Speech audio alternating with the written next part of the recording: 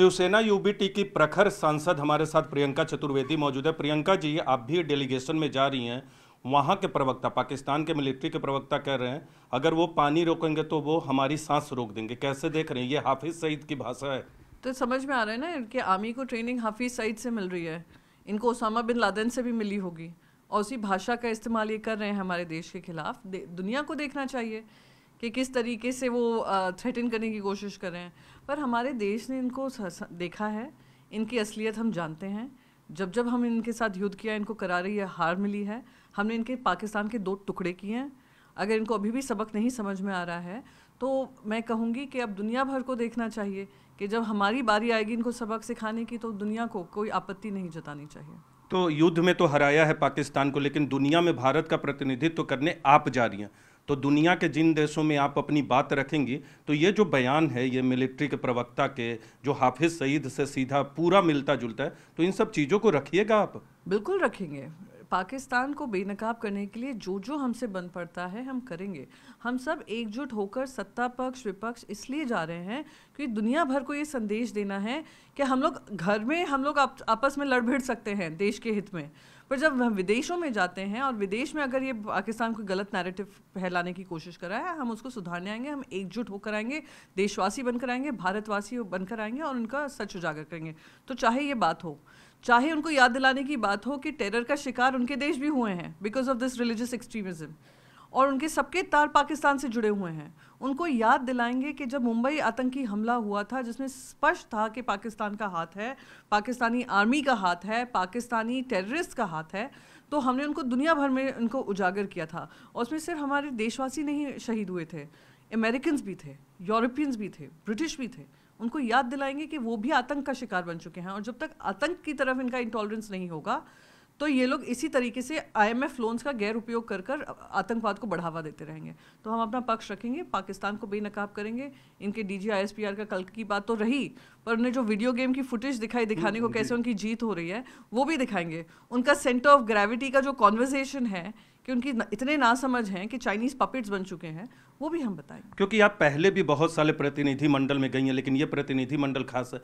आपको लगता है कि इसका बहुत फायदा हर लेवल पे, चाहे सुरक्षा परिषद के लेवल पे या आतंकवाद के खिलाफ दुनिया के अलग अलग देशों में, कितना होगा? क्योंकि आप पहले भी दूसरे प्रतिनिधि मंडल का हिस्सा रही। देखिए, मैं पिछले 12 साल से मैं इंडिया का पक्ष, अपनी पॉलिटिकल पार्टी का पक्ष विदेशों में रखती आई हूँ। चाहे वो म्यूनिक सिक्योरिटी कॉन्फ्रेंस हो, चाहे यूनिवर्सिटी ऑफ शिकागो हो, चाहे वो राइजीना हो, चाहे वो इंडिया ट्राइलैटरल फोरम हो, मैंने हमेशा रखा है। पर ये ज़्यादा महत्वपूर्ण इसलिए बन रहा है क्योंकि it's coming at the back of Pahalgam में। बार बार वेस्टर्न मीडिया ये कहती है कि एस्केलेशन इंडिया की तरफ से हुआ। इंडिया कभी एस्केलेट नहीं करता। हमें पाकिस्तान से कोई लेना एक ना देना दो। हम अपनी इकोनॉमी को बढ़ाने में लगे हैं, हम FTAs करने में लगे हैं, हम FDIs लाने में लगे हैं, हम उस पर फोकस करें हैं, वो आतंकवाद पे फोकस करें। तो जब उन्होंने पहलगाम के माध्यम से एस्केलेट किया, जहाँ उन्होंने देश में भी बंटवारा करने की कोशिश की, हिंदू बनाम मुसलमान, क्योंकि पहली बार ऐसा हुआ देश में कि जब आतंकवादी हमला कर रहा है धर्म पूछ कर रहा है, तो हमने कहा इनको मुंहतोड़ जवाब देना ही पड़ेगा। और देशवासी सब एकजुट हुए, कश्मीर से लेकर कन्याकुमारी तक सबने कहा पाकिस्तान को सबक सिखाना चाहिए। हमने भी रिस्ट्रेन तरीके से, मेजर तरीके से पाकिस्तान के टेरर कैंप्स को अटैक किया, पर पाकिस्तानी आर्मी जो है बेनकाब हुई क्योंकि वो टेररिस्ट को बचाने में आ गई।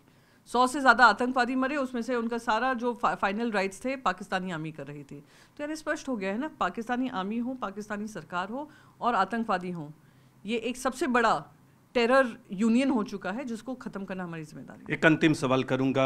एक तरफ सर्वदलीय प्रतिनिधि मंडल जा रहा है जिसमें सभी दलों के नेता हैं, सांसद हैं, दूसरी तरफ कांग्रेस या दूसरे विपक्ष के दल भी सवाल भी खड़ा कर रहे हैं सरकार से कि इन सवालों का जवाब दे ऑपरेशन सिंदूर के बाद। कैसे देख रहे हैं? एक तरफ सर्वदलीय प्रतिनिधि मंडल जिसमें सभी दलों के सांसद हैं और दूसरी तरफ सरकार से सवाल, खासकर कांग्रेस पार्टी और कभी कभी आपकी पार्टी की तरफ से भी होते हैं। नहीं, सवाल तो उठेंगे। आप ये कहें कि डोमेस्टिक पॉलिटिक्स में जब 26/11 हुआ था तो सवाल पूछे थे ना, इस्तीफे भी हुए थे, अकाउंटेबिलिटी भी तय हुई थी।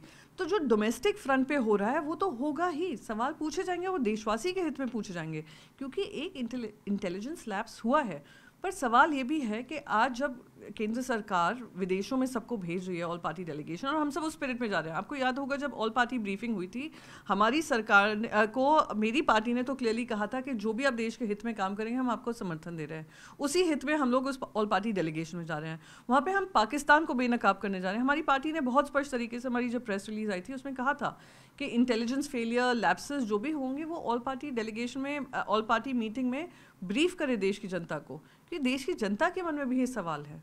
तो ये सारी बातें हैं, इसका मतलब ये नहीं है कोई राजनीतिकरण होगा इस तरीके से। तो फिर बीजेपी की जो आईटी टीम है, जो जो जिस तरीके के विवादित ट्वीट्स कर रही है, वो भी सामने रखा जाएगा। सो आई डोंट थिंक इसमें फोकस ये होना चाहिए, फोकस अकाउंटेबिलिटी में होना चाहिए। साथ ही साथ दुनिया भर में पाकिस्तान को उजागर करना जो प्राथमिकता है, उसमें सभी पक्ष शामिल हैं। यानी देश हित में घरेलू राजनीति की बातें तो होंगी अकाउंटेबिलिटी तय करने के लिए, लेकिन जहां तक दुनिया के फ्रंट की बात है तो वहां आतंकवाद के मसले पर भारत एक है और सभी दल वहां एकजुट होकर अपनी बात को रखेंगे, और पाकिस्तान मिलिट्री के प्रवक्ता की बातों को तो प्रमुखता से रखा जाएगा प्रियंका चतुर्वेदी और उनकी टीम के द्वारा। कैमरा पर्सन नीरज तिवारी के साथ नीरज कुमार, न्यूज़ 18 इंडिया, दिल्ली।